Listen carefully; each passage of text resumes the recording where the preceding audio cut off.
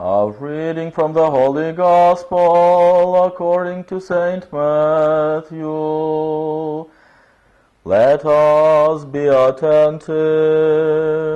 The kingdom of heaven is like treasure hidden in a field, which a man found and covered up. Then in his joy he goes and sells all that he has, and buys that field. Again, the kingdom of heaven is like a merchant in search of fine pearls, who on finding one pearl of great value, went and sold all that he had, and bought it.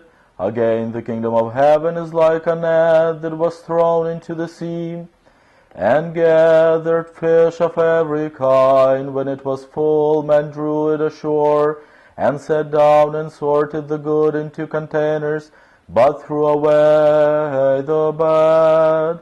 So it will be at the end of the age. The angels will come out and separate the evil from the righteous, and throw them into the fiery furnace. In that place there will be weeping and the gnashing of teeth. Have you understood all these things? They said to him, Yes. And he said to them, Therefore every scribe who has been trained for the kingdom of heaven is like a master of a house, who brings out of his treasure what is new and what is old. And when Jesus had finished these parables, he went away from there, and coming to his hometown, he taught them in their synagogue, so that they were astonished and said, Where did this man get this wisdom and these mighty works?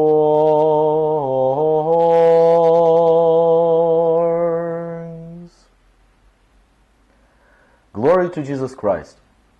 My dear parishioners, today's Gospel is special for several reasons.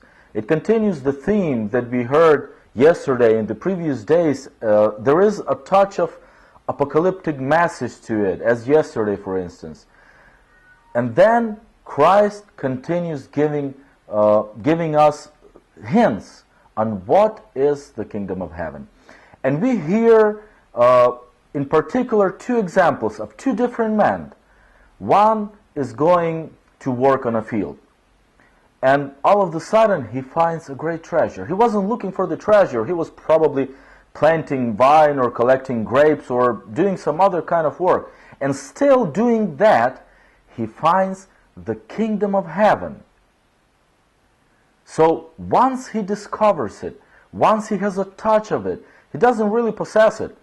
So he goes out, he sells everything he owns, he does all possible to own that field so that he could be the owner of the kingdom of heaven. Now we have another man who is actually searching for kingdom of heaven. He knows what he wants. He's done his job well. He studied. He prepared himself. He knows how to distinguish great pearl, the great treasure. He looks for it.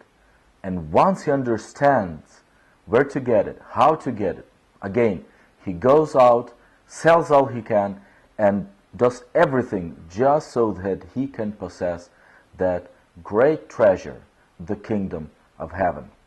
The first one doesn't really look. He just goes and does his everyday work, while another one looks for it, finds it. But what unites these two men, that once they understand, once they found the greatest treasure of all, then they're ready to go to any length to actually get it, lay their hands on it, and never give it up.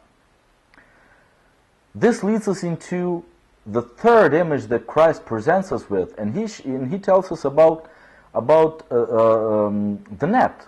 He says that there is a net. The kingdom of heaven is like a net. Usually these nets, they were thrown behind a boat or a ship, and they would just drag at the bottom, close to the bottom of the lake, and just drag everything that would get into this net. Once it was ashore, the people would start cleaning it out and throw away everything that was bad. Just like Christ points out, they threw away everything that was bad, and they kept what is good. These three images, the two images of the two different kinds of men, and then the boat and the net that collects everything, are actually an image of the church. The boat is traditionally compared to the church. Just as the boat gets us through waters, so does church get us through the deep, dirty sometimes, and difficult waters of our lives, to the other end, to the shore, to our fatherland, which is heaven. Church collects and tries to collect as much souls as possible and bring them to shore. But once ashore, it's out of the power, because just like Christ points out, the angels will choose and will be the workers who will separate the good from the bad. But then there are these two kinds of men, and church welcomes all of them.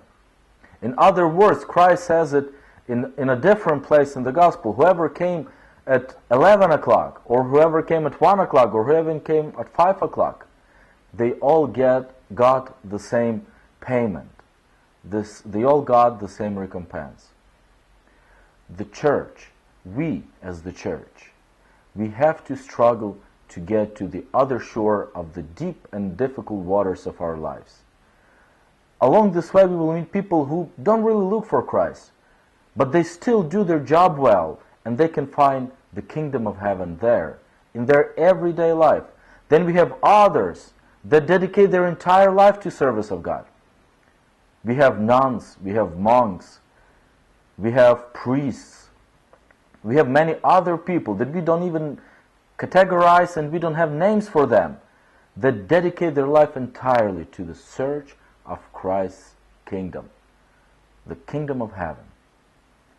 Let's live this life, and today, especially knowing that kingdom of heaven is found here, among these many different people that we are going to meet today. And then there is the church that leads us, brings us all together, the good and the bad sometimes, to the shore of our salvation. At the end, we hear that Christ went into the synagogues. He started his preaching and his sermons in the synagogues, because this is where the Jews would go and listen for the good news. From this moment on in the gospel, we will see him in the synagogue less and less, because they would not want him in the synagogue anymore. And once again, this is because the law of God is the law of life, and it is the law of love, something that lawyers of the Old Testament, Pharisees and Sadducees, could not comprehend, because their concept of law was not that of God. May God bless our day today, and may He let us find the kingdom of heaven wherever we are in our lives. Glory to Jesus Christ.